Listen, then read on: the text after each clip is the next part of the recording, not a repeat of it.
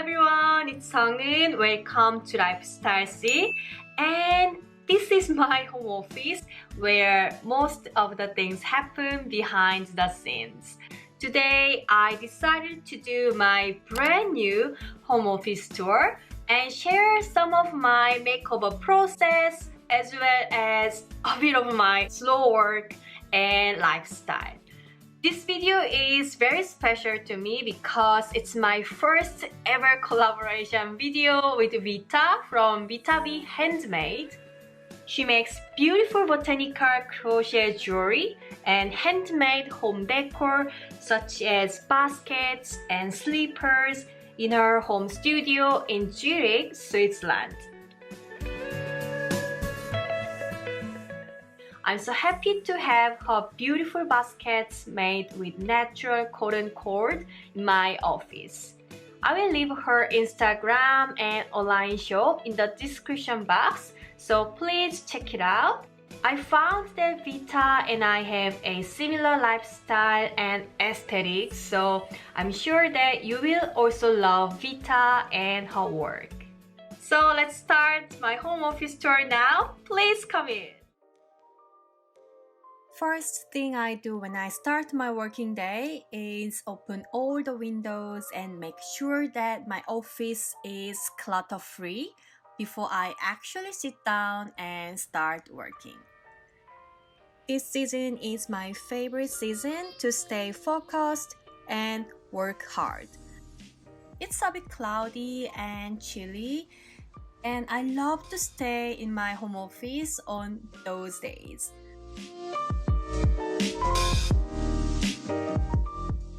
Lighting up some candles, playing a favorite playlist, and having a cup of coffee with snacks makes me feel good and keeps me positive.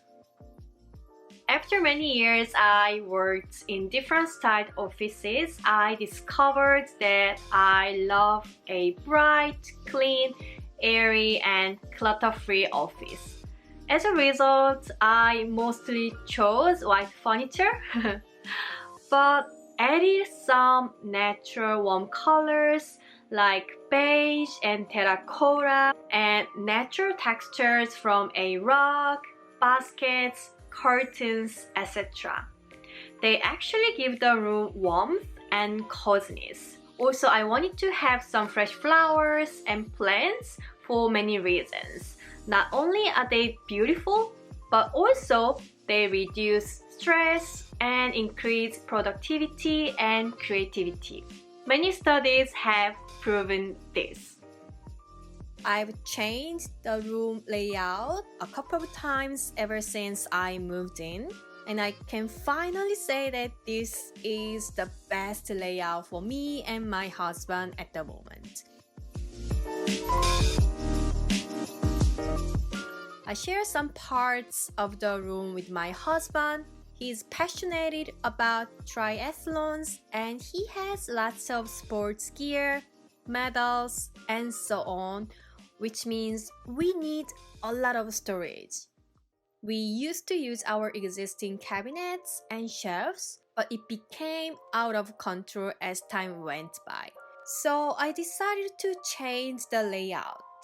I wanted to have a room divider and physically separate my home office from his hobby room. However, the divider shouldn't block natural light and make the room feel smaller.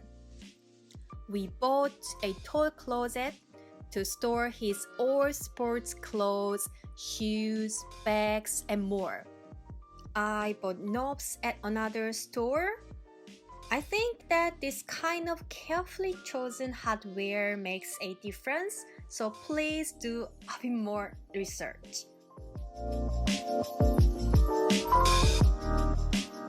I planned to put a Willy bookshelf from IKEA at the end of the desk and build a partition that looks like a window frame on the top of the Willy. Finally, I did some DIY to make storage for his bike case and closed the unfinished backside of the bookshelf. I cut timber and made a structure. and then covered it with white panels that I ordered from a DIY store. The result was great. I couldn't be happier, and I decided not to build the partition because it was already enough transformation. Instead of the partition, I just put a flower vase and it works like a kind of partition. I feel as if I'm in a separate room.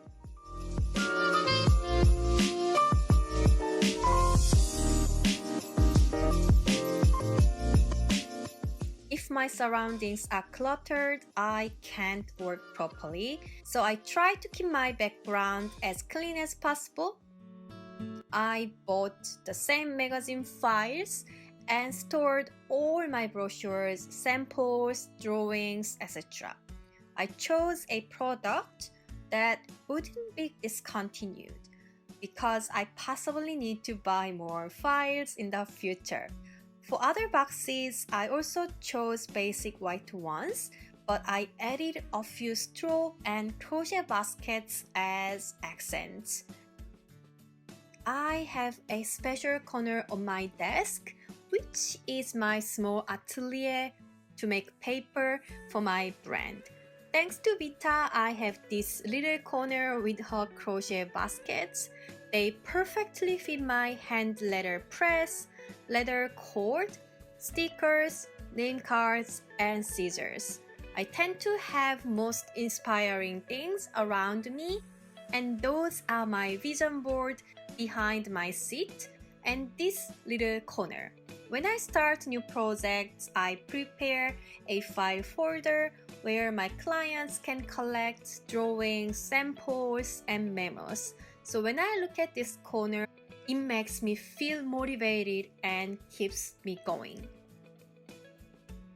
Sometimes I need large tabletop to make mood boards, do some craft work, and so on. So I decided to keep our former dining table that I used as a work desk as well. It's a folding table and has lots of drawers, so it's perfect for storage and saves some space in our narrow and long office. Actually, I was struggling to work this summer in my office because this room has really nice sunshine and it was a bit too hot for me. I have blackout blinds, so I close it when it is too sunny, but it makes the room too dark. I recently found the solution, which is layer a linen curtain. It filters sunshine and reduces the heating.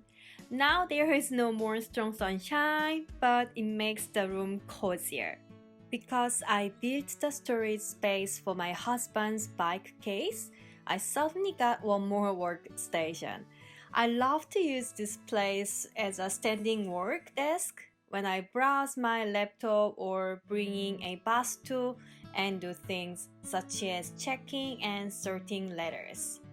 If you work from home, you might feel like me that staying at the desk all day long is not possible and we need a break sometimes. The reason why I call my office a slow office is that I want to work at my own pace, not other people's tempo, and want to work sustainably. It reminds me to take a break properly, get out of the office at lunchtime, enjoy the moment, and see myself follow my long-term journey. This office has been growing with me and my husband, and I can say that it's going to change and have new items again. But it's a slow process. I started to plan this makeover for the office in May, and I get to this point a few months later. And I'm going to frame my husband's motivational poster soon, so it might be never finished. We are changing and our lifestyle is changing as well. I hope you like my slow office tour. What is your favorite part of my slow office? Please leave your comments. For more furniture details, for example desks, shelves, pegboards, etc., you might be interested in reading my previous blog posts. I will leave the link for them as well as the items I used for this room in the description box. Please give it a thumbs up and don't forget to subscribe to the channel. Thank you for watching and see you next time. Bye!